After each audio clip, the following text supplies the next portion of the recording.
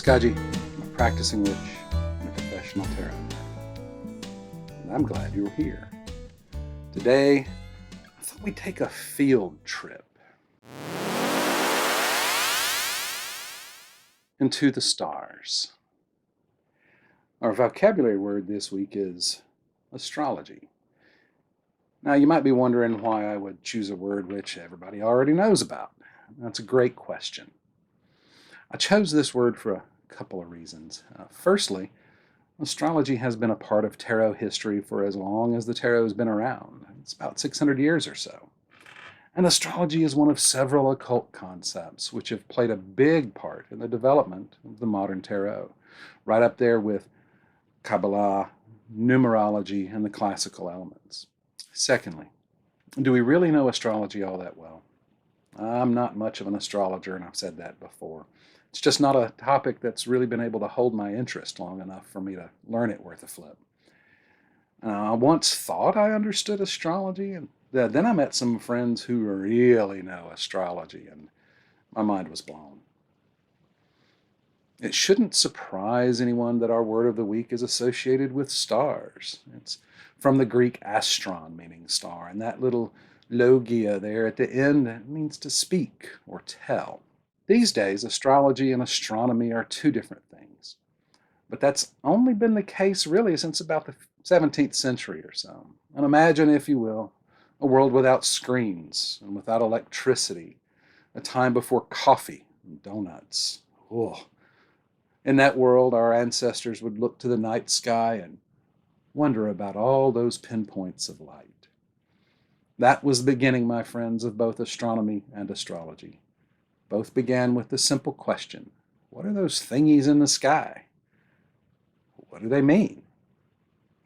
Over time, as folks began to see patterns to the movements of those sparkly celestial thingies in the sky, and to see patterns too in the movements and occurrences of thingies in the physical world around them, correlations were made between the thingies up there and the thingies down here.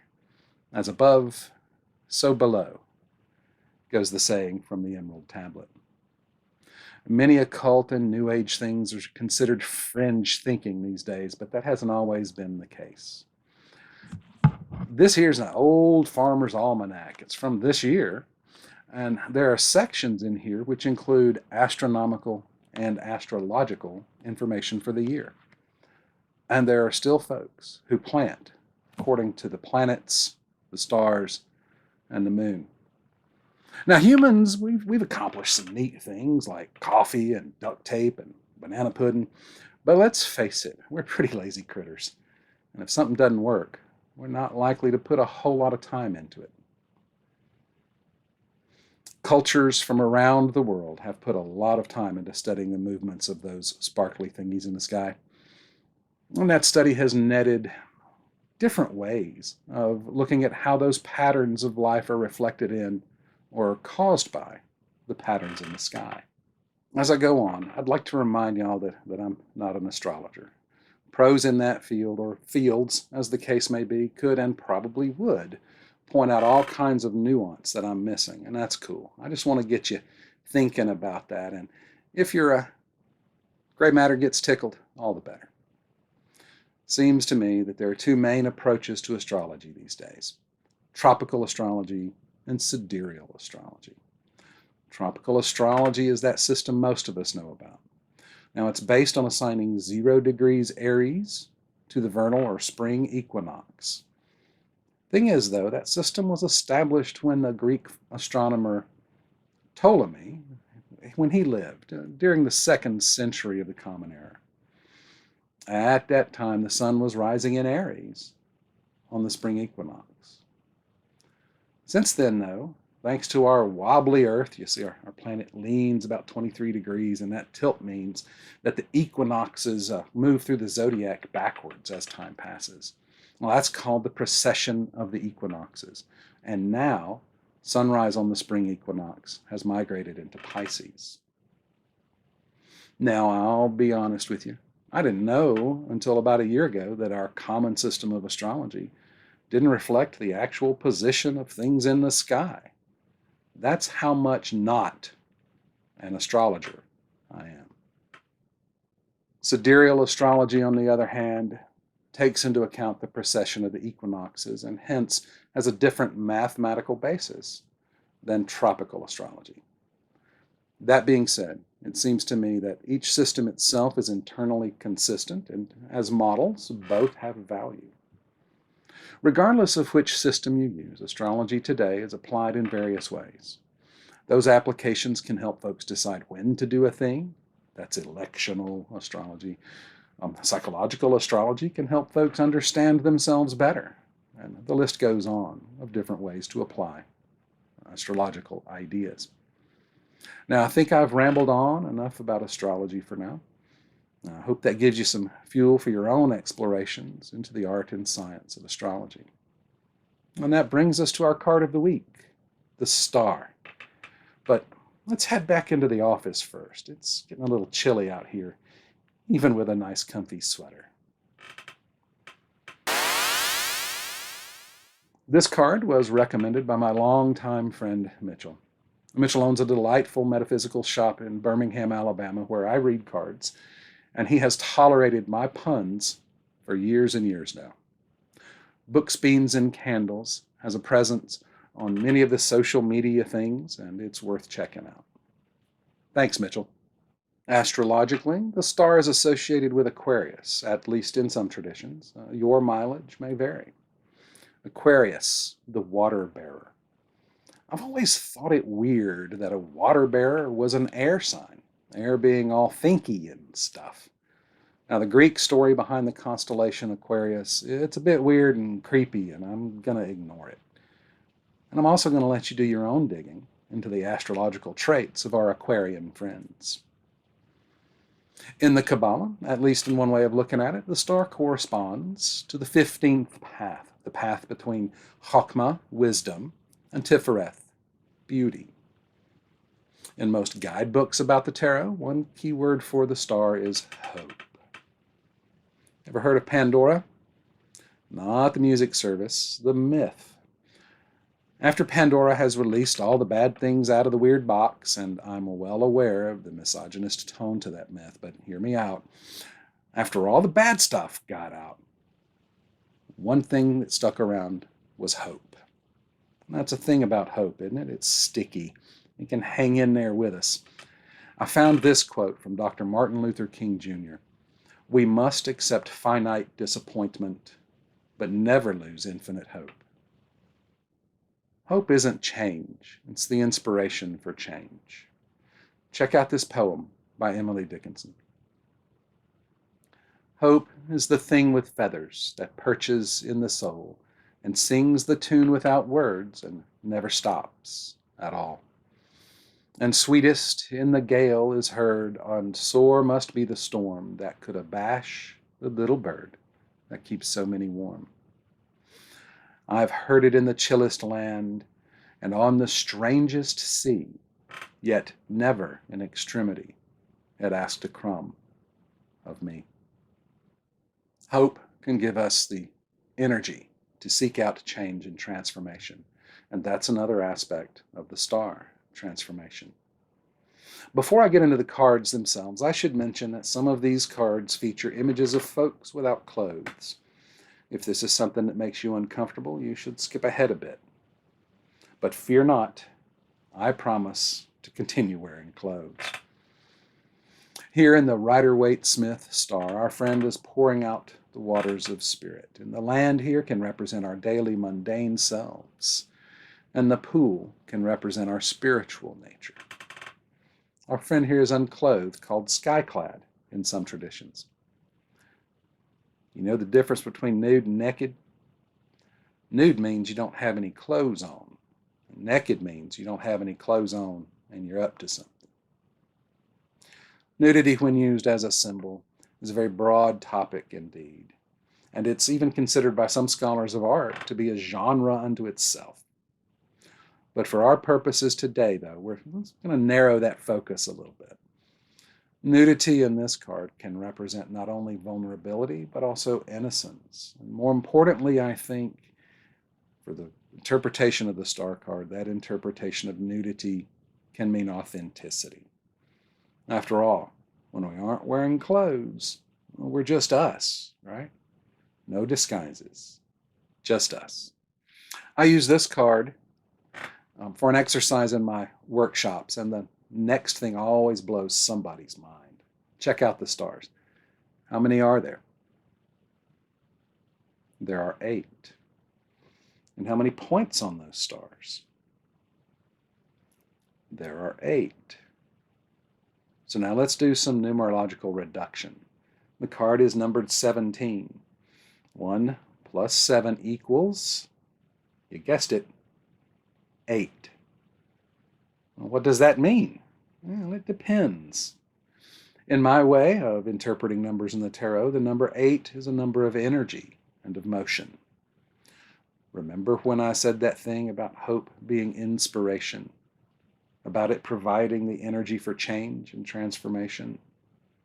To me, that's a number 8 thing. And our bird friend there in the background, that's an ibis. To the ancient Egyptians, the ibis was associated with Thoth, the god of wisdom, writing, magic, other stuff.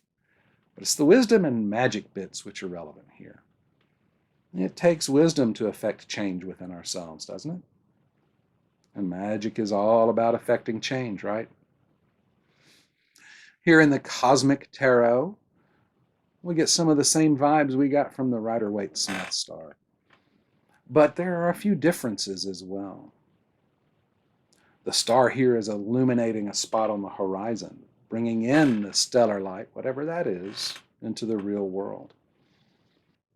The star is also a hexagram, a 6-pointed star, which in some traditions is seen as a combination of all 4 of the classical elements.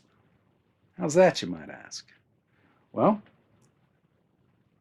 here I have some symbols for the elements that I made, and you can see them up there as well. But when you stack them up, when you stack them up like so, and when you stack them up like when you can stack them, you end up with a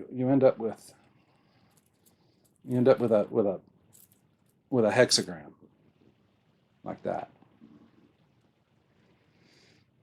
I think that's kind of neat. Hexagram with the elements. The star is also reflected in that little sparkly thing on her head, and this can represent our own connection to the wider spiritual universe. That connection is also often represented by the symbol of the lotus flower. But what's with that flamingo? Well, think about it. Ever seen a flamingo standing around on those little sticky legs? That must take a lot of balance, wouldn't you imagine? Now, your homework is to dig into flamingo symbolism for yourself and see what you find that might inform your own interpretation of this card. Here in the Urban Tarot by Robin Scott, this is a Thoth-style deck. And in this star, our friend has found a nice dress to wear. The artist lives in New York City, and here we see a less than tidy street, but she's just dancing along without any shoes. Now, to me, going barefoot can symbolize a carefree attitude. Have you ever heard of earthing? It's the practice of walking barefooted in nature and can help one feel more grounded and connected. And in some studies, it's been shown to have a measurable positive effect on our health. The artist used a stained glass effect to render the star. But to me, it almost looks like the star is breaking through the night sky, coming in from another, perhaps spiritual reality.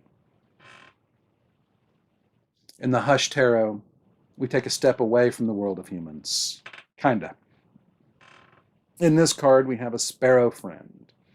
And in some traditions, the sparrow is not only a symbol of hope, but can also be a symbol of courage in the face of adversity. Adversity certainly seems to be what our little friend's skeletal perch once faced. And those little flowers, well, to paraphrase a character from one of those dinosaur movies, life will always find a way.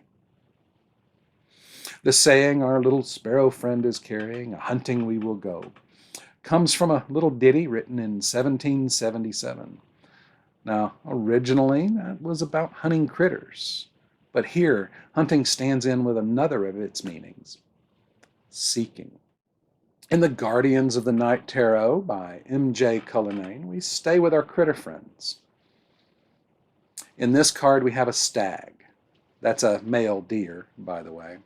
And I imagine he's not wearing any clothes. I suppose that would make him buck naked. Sorry about that. A majority of star cards that I recall have a lot of feminine energy, but this one is a little different. Stags represent masculine energy, and Cullinane discusses the card in that way. Even the brightly colored little birdie in the card is a part of that symbolism too. In the bird world, the males of the species are often more brightly colored than the females. Now, the author sees this card as related to confidence and protection. So this implies that the stag is the representation, at least in my way of thinking, of the outcome of the transformative process present at its beginning stages in other cards. And those red flowers there, I think those are poppies. And poppies can often represent a connection to the spiritual universe. In the Wildwood Tarot, we're working our way back to the human world. In this card, we see our traveler following a path in a dark wood guided by the North Star, Polaris, the pole star. When the star appears in readings I'm performing, it sometimes takes on the role of guide, of indicating direction, kind of like when we use the stars for navigation. Sometimes this represents a guide outside ourselves, and sometimes it indicates that we need to trust that guiding star within. See our friend there? They seem to be glowing as if lit by that star within. Another neat thing about this card is the character here seems to be the wanderer or fool from this deck. They've crossed the chasm and are making their way through the wild woods on the other side, guided by the star. Today, we've seen hope and transformation. We've seen the potential of authenticity, and we've seen what it can be like to be guided along the path. The star was a good suggestion. Thanks again, Mitchell. And thank you for spending some of your time with me today. If you've enjoyed that time, please like, subscribe, share, comment. I'm Skaji. Safe journeys.